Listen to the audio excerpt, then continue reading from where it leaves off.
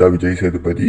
அவர் நடிப்புல நித்திலன் இயக்கத்துல மகாராஜா திரைப்படம் வந்து 2024ஆவது ஆண்டு ரிலீஸ் பண்ணியிருந்தாங்க. அந்த படம் வந்து அந்த வருஷத்தோட ஒரு மிகப்பெரிய பிளாக் பஸ்டர் படம். அந்த படம் வந்து விஜய் சேதுபதிக்கு 50வது திரைப்படம் வேற.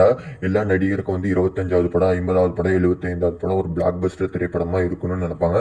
ஆனா எந்த நடிகருக்கும் 25, 50, 75வது படம் வந்து ஒரு பிளாக் பஸ்டர் ஆகுது, ஒரு ஃபிளாப் படமா தான் ஆகும். ஆனா விஜய் சேதுபதி கரெக்டா அமைஞ்சிருச்சு. 50வது திரைப்படம் வந்து ஒரு மிகப்பெரிய பிளாக் பஸ்டர் திரைப்படமா அமைஞ்சு அந்த வருஷத்தோட ஒரு மிகப்பெரிய பிளாக் பஸ்டர் திரைப்படம்னு சொல்லலாம். இப்போ மகாராஜா பார்ட் 2 சீக்குவலா எடுக்க போறாங்களாமா.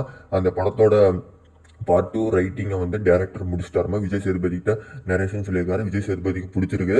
பார்ட் 1 மாதிரியே பார்ட் 2வும் ஒரு பிளாக் பஸ்டர் திரைப்படமா ஆகும்னு விஜய் சேதுபதி சொல்லியிருக்காருமா.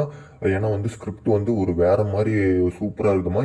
இன்னும் மகாராஜாவோட அவார்டு வின்னிங் தான் டேரக்டர் வாங்கிட்டே தான் இருக்காரு. நெக்ஸ்ட் படம் ஸ்கிரிப்டுக்கு போல. அதனால மகாராஜா 2 ஸ்டார்ட் பண்ணி இப்போ ஷூட் கொஞ்ச நாள்ல இன்னும் ஆரம்பிக்க போறாங்க. மகாராஜா திரைப்படம் வந்து கொரியன்லலாம் வந்து ரைட்ஸ் வாங்கியிருக்காங்க. கொரியன்ல இருந்தா தமிழ்ல ரைட்ஸ் வாங்குவாங்க. ஃபர்ஸ்ட் டைம் வந்து கொரியன்காரங்க வந்து தமிழ்ல இருந்து ரைட்ஸ் வாங்கி மகாராஜா படத்தை வந்து கொரியன்ல எடுக்க போறாங்களாமா. ஒரு மிகப்பெரிய பெருமை தமிழ் சினிமாவுக்கு மகாராஜா டீம் உண்டாக்கி கொடுத்து